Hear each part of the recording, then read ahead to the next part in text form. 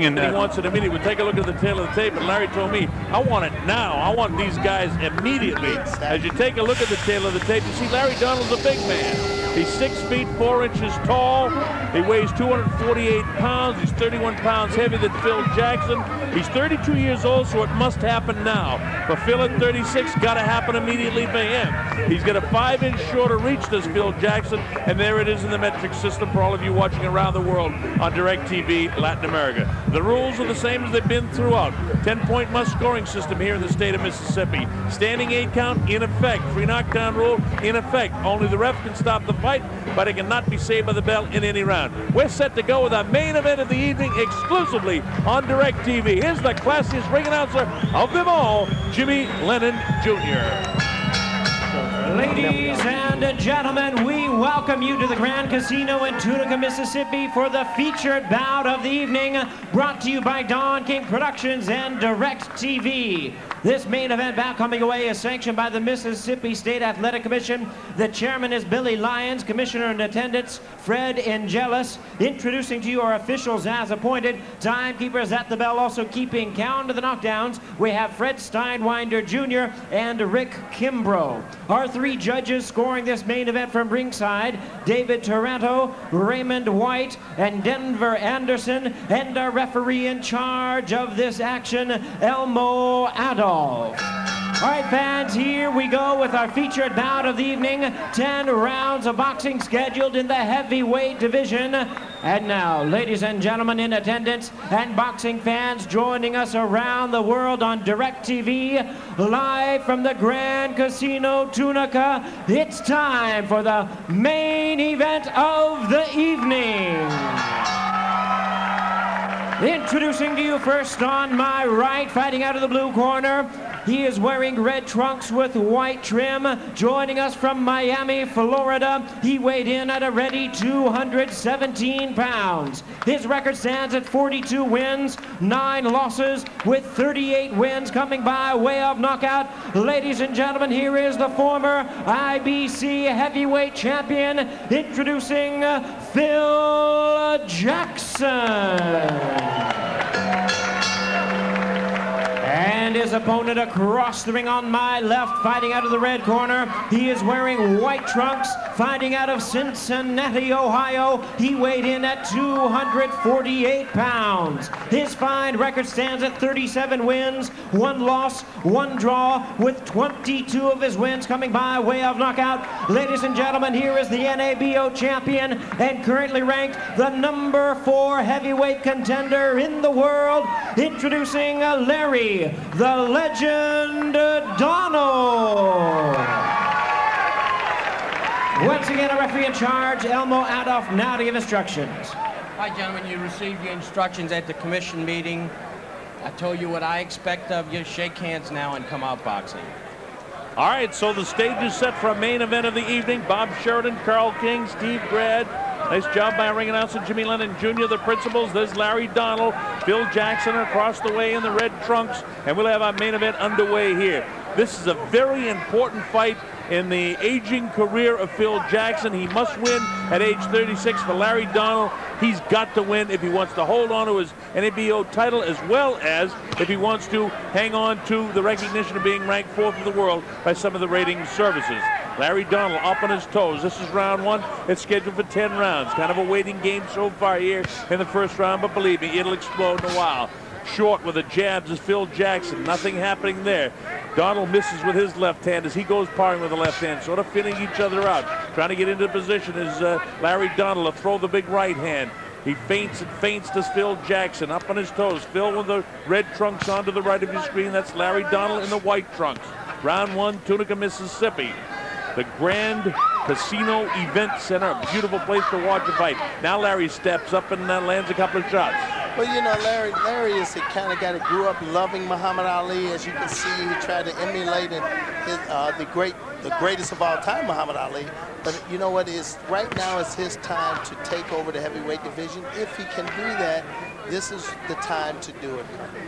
Well, we'll find out if he can, because Jackson, better than a journeyman fighter. He's been in against some of the best in the division. His 9 losses have come all to world-ranked fighters, so it's no disgrace. But But on the other hand, if he could upset Larry Donald, he could get himself ranked at least in the top 20, and then perhaps one more fight involve himself in. He knows that translates into dollars and cents, and at the professional level, that's what it's all about. Right now, he's not landing anything. He's short with his punches, but then again, Larry Donald has a 5-inch reach advantage over Phil Jackson, and to this point, he really hasn't taken advantage of it because he hasn't stepped up into the what I call a kill zone. You see how quick Phil Jackson can move the head. And you know, in his fight against Chris Bird, when I did the Klitschko fight over in Germany, I was amazed by Bird's elusiveness, and the fact that Jackson was able to stand in with him says a lot to him. The crowd getting a little antsy here in the first round, but there's not more action. Larry hasn't thrown that big right hand yet, and he just wants to be in position so when he throws it, he can label him with it. Well, you got to understand that Phil Jackson possesses a great left hook, and he has tremendous power in that punch. And round one is normally a fill-out round, but I think these guys are just, they know each other. They've been professionals for a long time. It's just a matter of time before this thing heats up into a real battle. Oh, it'll explode. There's the right hand that time, a little bit short. Ticketed for the jaw, but didn't quite miss. Then he misses with the left hand out. Phil not able to get in with that hook. He wants to try and wear the big fella down and try to get that hook into the body of the taller and certainly the guy with the longest reach, and Larry Donald now has moved inside the kill zone, and you see him now tapping with that left hand. And these things that look subtle and perhaps a bit on the boring side for some of the people in attendance here, there's a method to the madness of what Larry Donald is trying to set up. He's trying to sneak in. He's trying to sneak up on this guy, and it's hard to do when he's standing right in front of you. That ends round one. This June, the biggest names in heavyweight boxing are taking Showtime by storm. Evander Holyfield, once a warrior, always a warrior. Tough, strong, fearless. In quest of his 4th heavyweight title against Johnny Ruiz. He's won his last 11 fights, 9 of them by knockout. And he's determined to become the first Latino heavyweight champion. It's the greatest month in heavyweight history. Holyfield versus Ruiz, Saturday, June 10th, only on Showtime. Or you can see it on pay-per-view. Well, as we look at Larry Donald, we want to wish Mark Goldberg well, who works with us. He's at graduation ceremonies for his family in Palm Beach, Florida, so we wish him well, and we thank Steve Grad for joining us as you listen to Aaron Stowell talk to Larry Donald. Well, I have time, Carl. I want to thank some people from our boxing department, namely Dana James and Dana Jameson, rather, and Coylette James, who help us out. We talked about our matchmakers, and of course the guys from Brenner's Weichel, Steve Brenner, Danny Clavendich, and John Bayrudy for all they do to help us.